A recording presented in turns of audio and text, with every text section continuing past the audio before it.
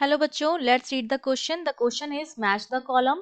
आपको दो कॉलम दे रखे हैं। फर्स्ट कॉलम में आपको कुछ इक्वेशन दे रखी हैं और सेकंड कॉलम में आपको वो इक्वेशन किसकी हैं, ट्रैवलिंग वेव की हैं, स्टैंडिंग वेव की हैं, वीट की हैं या एसएचएम की हैं, वो आपको दे रखा है। तो आपको उनको क्या करना है, मैच करना है। तो देखिए, इस क्वेश्चन को सॉल्व करने के लिए जो हमारा की कॉन्सेप्ट रहेगा वो हमारा क्या रहेगा, हमें पता होना चाहिए कि जो स्टैंडिंग वेव है या ट्रैवलिंग वेव है या वीट है, उनकी जर्नल इक्वेशन जो होती है वो क्या होती है। ठीक है, जर्नल इक्वेशन क्या होती है। सपोज अगर मैं बात करती हूँ स्टैंडिंग वेव की या ट्रैवलिंग वेव की, तो ट्रैवलिंग वेव में क्या होता है, जो इक्वेशन होती है general, y equals to A sine omega T plus minus क्या होता है, के एक्स होता है, जहां पर ए एम्पलीट्यूड होता है, ओमेगा एंगुलर वेलोसिटी होती है और के एंगुलर वेवलेंथ होती है। ठीक है, अब ये जो हमारी होती है वो ट्रैवलिंग वेव के लिए होती है। ठीक है, ये हमारी जो होती है वो हमारी किसके लिए होती है, ट्रैवलिंग वेव के लिए इक्वेशन होती है। सिमिलरली अगर मैं बात कर रही हूँ स्टैंडिंग वेव की, तो स्टैंडिंग वेव की अगर मैं इक्वेशन लिखूँ तो y इक्वल्स टू मेरे पास क्या आता है, स्टैंडिंग वेव में आपके पास आता है a साइन के एक्स माइनस ओमेगा टी, और दूसरा टर्म जो आता है वो कॉस का आता है। ठीक है, साइन के x minus omega T, plus minus हो सकता है, प्लस में आपका क्या आता है, कॉस आता है, प्लस आपका हो जाएगा ए कॉस ओमेगा टी प्लस के एक्स। अगर इस तरह से कोई भी दो कोहेरेंट वेव जो होती हैं वो क्या कर सकती हैं, सुपर पोजिशन कर सकती हैं।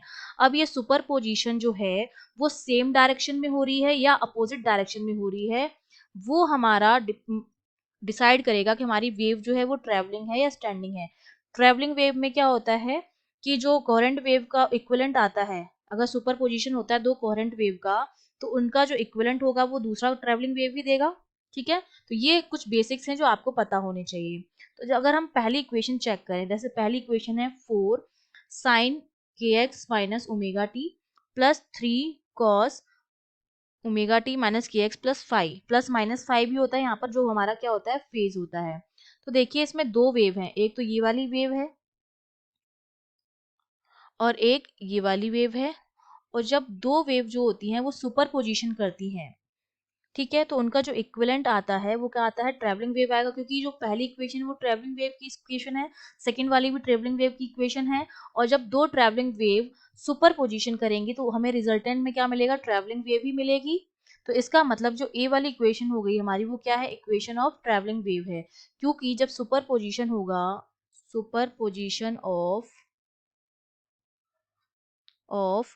टू कोहेरेंट वेव, दो कोहेरेंट वेव जब सुपर पोजिशन करती हैं तो रिजल्टेंट में हमें क्या मिलती है, ट्रैवलिंग वेव मिलती है।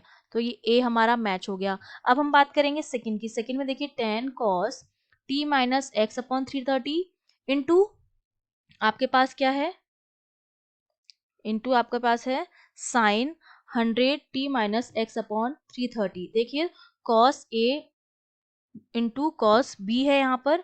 तो अगर मैं इसके किसी भी पॉइंट पर, सेकेंड इक्वेशन के अगर मैं किसी भी पॉइंट पर, जो बी वाला है उसके किसी भी पॉइंट पर x की वैल्यू 0 रखूं, तो जो मेरा y आएगा वो मेरा क्या आएगा, 10 cos t साइन 100t आएगा।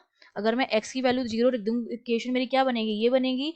इसका मतलब अगर ये इक्वेशन बन रही है, इसका मतलब मेरा जो एम्पलीट्यूड है a जो है वो साइनोसॉइडली क्या होगा, चेंज होगा। ठीक है, इसका जो ए होगा वो साइनोसॉइडली चेंज होगा विद टाइम। और जब ऐसा होता है, एम्पलीट्यूड जब चेंज होता है, तो वो इक्वेशन जो होती है वो इक्वेशन ऑफ बीट होती है। तो मेरी जो बी इक्वेशन हो जाएगी वो इक्वेशन ऑफ बीट हो जाएगी। ठीक है, ये एस से मैच करेगा। अब हम बात करेंगे सी इक्वेशन की। ठीक है, अब सी इक्वेशन में देखिए हमसे क्या कर रहा है, 10 साइन के x minus omega T plus 10 cos mega T. तो ये इसमें भी दो कोहेरेंट वेव हैं, दोनों का क्या रहा है, सुपर पोजिशन हो रहा है। लेकिन अब इसमें डायरेक्शन अगर आप देखें तो दोनों की डायरेक्शन अपोजिट, यहाँ माइनस का साइन है और यहाँ क्या है, प्लस का साइन है। ऊपर वाली वेव में देखिए दोनों में माइनस का साइन था, ओमेगा टी माइनस के एक्स, ओमेगा टी माइनस के एक्स। ठीक है, तो जब दोनों में सेम साइन, मतलब सेम तरह की वेव जब कोहेरेंट सुपर पोज करती है, ट्रैवलिंग वेव मिलती है। यहाँ पर क्या है, ये वाली वेव है, ये कोहेरेंट वेव है, ये पहली वेव, ये वाली भी क्या है, कोहेरेंट वेव है। दोनों क्या कर रही हैं, सुपर इम्पोज कर रही हैं और दोनों अपोजिट डायरेक्शन में हैं। तो इसका मतलब जो सुपर पोजिशन होगा दो कोहेरेंट वेव का, जो अपोजिट डायरेक्शन में ट्रेवल कर रही हैं, दोनों जो हैं वो ट्रेवलिंग इन अपोजिट डायरेक्शन है, और अगर अपोजिट डायरेक्शन में ट्रेवल कर रही हैं और वो क्या कर रही हैं, आपस में सुपर इम्पोज हो रही हैं, ठीक है, सुपर पोजिशन हो रहा है, तो जो हमें रिजल्टेंट मिलता है वो हमें किसका मिलता है, स्टैंडिंग वेव का मिलता है, स्टैंडिंग वेव का। अगर अपोजिट डायरेक्शन में है तो स्टैंडिंग वेव, तो सी वाली जो इक्वेशन है हमारी किसकी हो जाएगी, स्टैंडिंग वेव की इक्वेशन हो जाएगी, आर से मैच हो जाएगा। अब लास्ट हमारे पास इक्वेशन क्या है, डी इक्वेशन है। डी इक्वेशन देखिए क्या कह रही है, y इक्वल्स टू 10 साइन के x minus omega T plus 8 cos omega T minus value of के एक्स। तो यहाँ पर देखिए जो वैल्यू है, इसमें भी दो वेव जो हो रही है सुपर इम्पोज हो रही है, लेकिन उनकी जो फ्रीक्वेंसी है वो अलग अलग है, क्योंकि ओमेगा की वैल्यू देखिए, यहाँ पर आपका जो ओमेगा है, ओमेगा 1 वो 120 है, और यहाँ पर जो आपका ओमेगा 2 है वो आपका क्या है, 118 है। तो दोनों ही केसेस में क्या है, क्योंकि हमने ए और सी जब पढ़ा था ना, तो ओमेगा और के की जो वैल्यू थी वो सेम थी दोनों केसेस में, केवल डायरेक्शन अलग थी। दो सेम तरह की वेव सुपर इम्पोज कर रही थी ए और सी ऑप्शन में। ए ऑप्शन में दोनों सेम थी, डायरेक्शन भी सेम थी, सी ऑप्शन में डायरेक्शन अपोजिट थी। अपोजिट डायरेक्शन वाली दो सेम वेव सुपर इम्पोज करती हैं तो हमें मिलेगी स्टैंडिंग वेव, और दो सेम वेव जो सेम डायरेक्शन में भी हैं वो सुपर इम्पोज करेंगी तो हमें मिलेगी ट्रेवलिंग वेव। लेकिन डी ऑप्शन में क्या हो रहा है कि इनकी जो फ्रीक्वेंसी है वो क्या है, अलग अलग है। तो ऐसी वेव जिनकी फ्रीक्वेंसी अलग अलग हो वो जब सुपर इम्पोज करती हैं, तो डी ऑप्शन में क्या हो जाएगा, दो वेव जो हैं वो सुपर इम्पोज कर रही हैं, लेकिन उनकी फ्रीक्वेंसी जो है, सुपर पोजिशन हो रहा है दो वेव्स का, लेकिन उनकी जो फ्रीक्वेंसी है वो क्या है, स्लाइटली डिफरेंट, ओमेगा जो है उनका डिफरेंट है। तो ऐसी वेव जो होती है सुपर इम्पोज के बाद हमें बीट देती हैं, तो ये इक्वेशन जो हो जाएगी किसकी हो जाएगी, बीट की हो जाएगी। तो डी वाला भी मेरा किससे मैच हो जाएगा, एस से मैच हो जाएगा।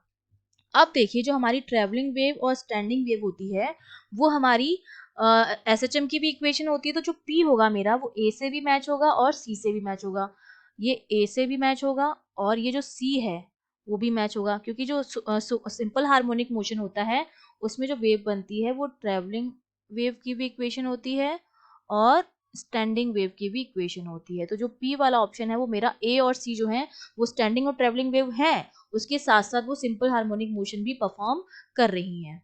ठीक है, तो अगर मैं यहाँ पर लिखना चाहूँ तो देखिए ए वाला जो है वो मेरा मैच करेगा एक तो पी के साथ और दूसरा क्यू के साथ।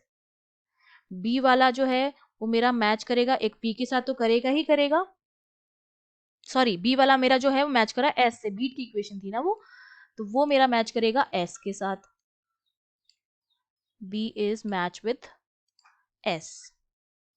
सी की जब हम बात करेंगे तो सी देखिए मेरी क्या थी, स्टैंडिंग वेव थी, तो आर के साथ मैच करेगा और पी के साथ तो मैच करेगा ही करेगा।